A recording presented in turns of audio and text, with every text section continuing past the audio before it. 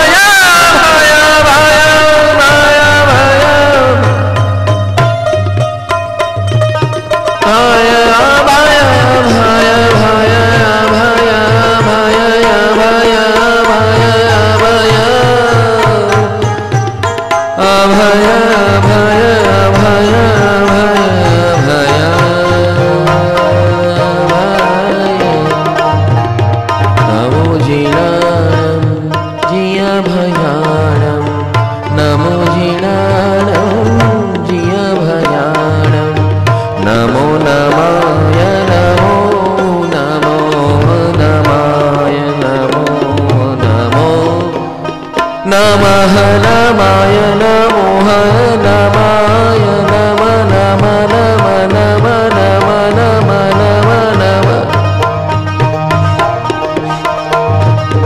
नमाय नमो नमाय नमो नम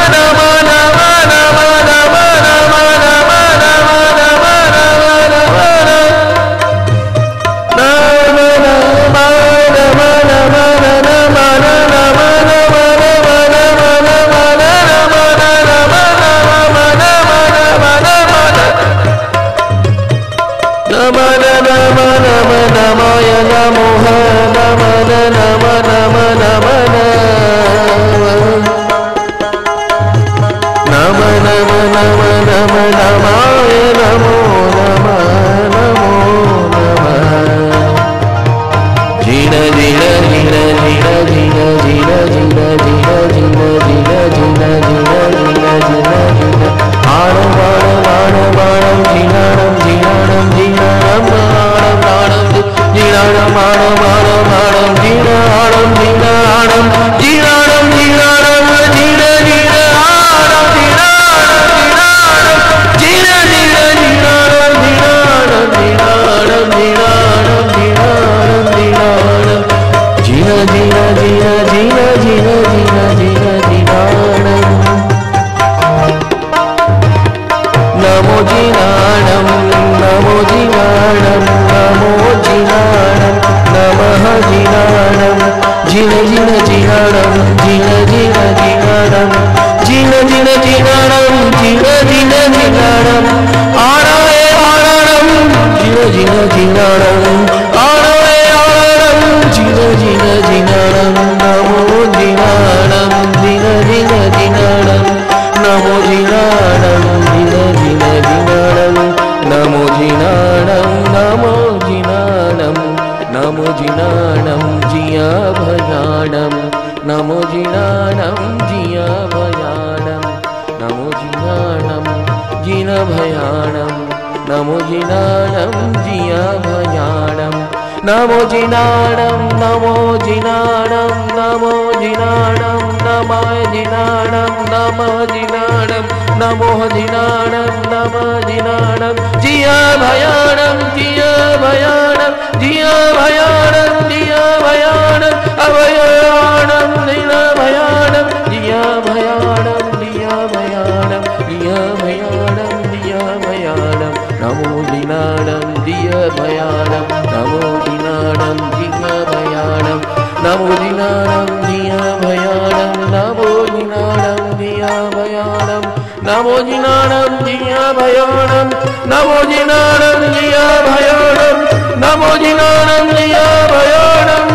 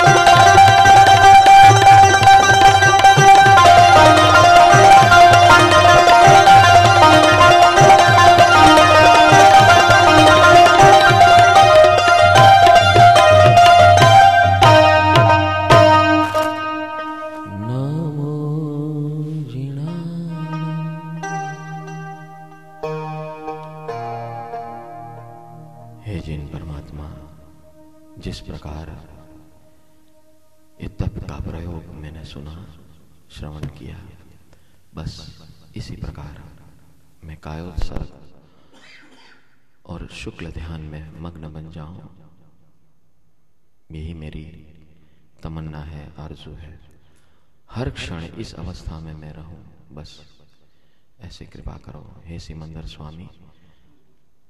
आपके दरबार में मैं बैठा हूं और ऐसी अवस्था मात्र आपकी प्राण धारा, आपकी चेतना के द्वारा ही संभव है, नहीं तो मैं तो परवश हूं हे परमात्मा।